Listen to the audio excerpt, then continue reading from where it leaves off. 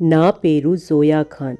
మరి నేను వినిపించబోయే ఈ ఫన్నీ స్టోరీ పేరు మెంటల్ పోలీస్. కథలోకి వెళ్తే, ఒక రూమ్లో 5 ఫ్రెండ్స్ ఉండేవాళ్ళు.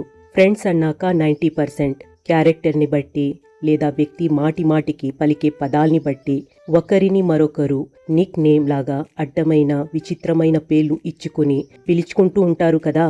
సేమ్ అలాగే ఈ 5 ఫస్ట్ ఫ్రెండ్ పేరు మెంటల్, సెకండ్ ఫ్రెండ్ పేరు మూర్ఖుడా, థర్డ్ ఫ్రెండ్ పేరు బుద్ధి, ఫోర్త్ ఫ్రెండ్ పేరు ఎవడు కాదు అండ్ ఫిఫ్త్ ఫ్రెండ్ పేరు ఎవరినో.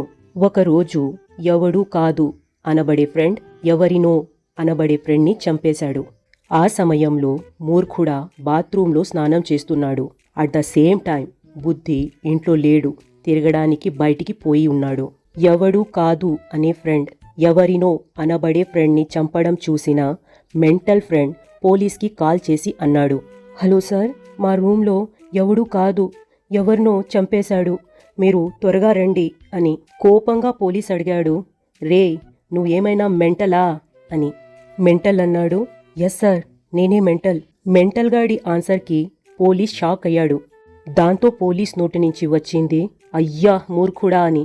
ఇది విన్న మెంటల్ అన్నాడు, సార్ మూర్ఖుడా బాత్రూంలో స్నానం చేస్తున్నాడు. దెన్ పోలీస్ అడిగాడు, ఒరే అసలు నువ్వు బుద్ధి ఉండే మాట్లాడుతున్నావా అని. దానికి మెంటల్ అన్నాడు, సార్ బుద్ధి ఇంట్లో లేడు, తిరగడానికి బయటికి పోయి ఉన్నాడు. ఇంకేముంది, పోలీస్కి ఓపిక నశించింది. కేకలు వేశాడు. ఈ కేకలు విన్న కానిస్టేబుల్ వచ్చి పోలీస్ని అడిగాడు, సార్ ఏమైంది సార్? దానికి పోలీస్ అన్నాడు, ఎవ్వడు కాదు బట్ ఎవరినో చంపేశాడంట.